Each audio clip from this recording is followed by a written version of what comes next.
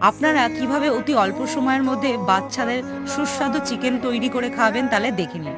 দুটো পেঁয়াজ বেরেস্তা করে আমি নিয়েছি। এরপরে এখানে আমি নেব ৩০০ গ্রাম চিকেন, একটা টমেটো পেস্ট, ১ চামচ গোলমরিচের গুঁড়ো, হাফ চামচ জিরে গুঁড়ো, হাফ চামচ ধনে গুঁড়ো, পরিমাণ মতন হলুদ, সামান্য কাশ্মীরি লাল লঙ্কার গুঁড়ো, ৭-৮টা রসুন কুচি বাটা, আদা বাটা, কাঁচা লঙ্কা কুচি আর ১ চামচ টক দই ফ্যাটানো, আর পরিমাণ মতো নুন। আর এই বেরেস্তা ভাজার তেলটা দিয়ে আমি এটা ম্যারিনেট করে নিয়েছি। এরপরে বেরেস্তাটা একটু ছড়িয়ে দিলাম। তারপর আমি আলু, দুটো আলু হালকা করে ফ্রাই করে রেখে দিলাম। এরপরে দারচিনি, এলাচ, গোলমরিচ ফোড়ন দিয়ে মাখানো চিকেনটা দিয়ে আর ভাজা আলুটা ওর মধ্যে দিয়ে কষিয়ে নেব। আমি কিন্তু জল অল্প পরিমাণ দিয়েই এরকম ঢেকে নিলাম। এরপরে পরিমাণ মতন আমি কাঁচা লঙ্কা আর সামান্য বেরেস্তা ওর উপরে ছড়িয়ে দিলাম। চিকেনের এই রেসিপিটা ভালো লাগলে আপনারা অতি অবশ্যই লাইক ও